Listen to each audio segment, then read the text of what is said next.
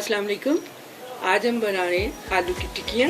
इसके लिए मेरे पास 1 पाव उबले हुए आलू हैं, बंद गोभी थोड़ी सी 2 टेबलस्पून है, बारीक कटी हुई, बारीक कटा हुआ धनिया 2 टेबलस्पून यूज़ करेंगे, 2 हरी मिर्चें, छोटी सी प्याज है, इसे मैंने बारीक कट कर लिए।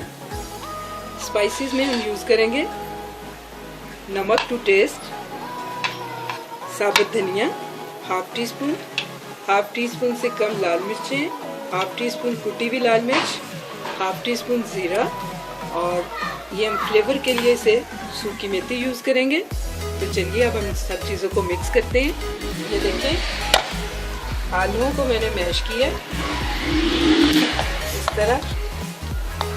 अब मैं ये सारे ग्रीन और ये प्याज, ग्रीन चिली, धनिया, ये सारे स्पाइसेस डाल दूंगी इसमें।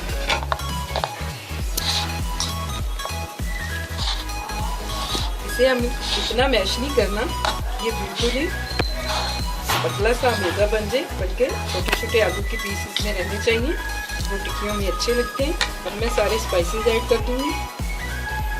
यहाँ हम हाथ का इस्तेमाल करेंगे और इसे अच्छी तरह हाथों से मिक्स कर लेंगे। यहाँ आप अपने टू टेस्ट नमक, मिर्चें वगैरह चेक कर सकते हैं कि आपको कितनी पसंद है।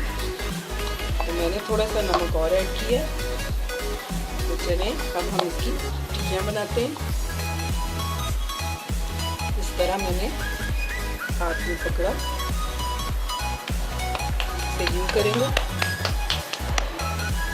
ये देखें मेरे आलू की टिक्की रेडी हो गई है। इस तरह मैं सारी टिक्कियाँ बना लूँगी। टिक्कियाँ मैंने रेडी कर ली। एक अंडा लिया मैंने, इसको अच्छे से फेंट लिया। तब हम इन्हें फ्राई करते हैं तवे के ऊपर। तवे पे मैंने ऑयल डाला तकरीबन 5 से 6 टेबलस्पून। मीडियम से स्लो फ्लेम पे हम इन्हें फ्राई करेंगे।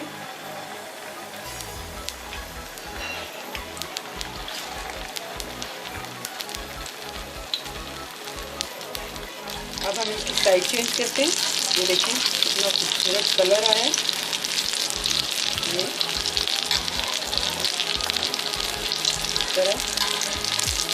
ये टिक्कियाँ हम बेसन लगा के भी फ्राई कर सकते हैं, लेकिन डीप फ्राई होगी। बेसन का मैदा बना के हम इन्हें कढ़ाई में डीप फ्राई करके भी बना सकते हैं, लेकिन अंडों से इनकी बाइंडिंग बहुत अच्छी होती है और ये बहुत कलर अच्छा आता है इनका। तो मैं इसी तरह सारी टिक्कियाँ फ्राई कर लूँगी। आलू की टिक्कियाँ हमारी रेडी हो गई हैं। ये देखिए इनका कलर कितना खूबसूरत आया है और बहुत मज़े की लग रही हैं। ये केचप के साथ, दही की चटनी के साथ। तो उम्मीद है आपको मेरी रेसिपी पसंद आई होगी। मेरी रेसिपी को लाइक कीजिए, मेरे चैनल को सब्सक्राइब कीजिए। अल्लाह हाफ़िज़।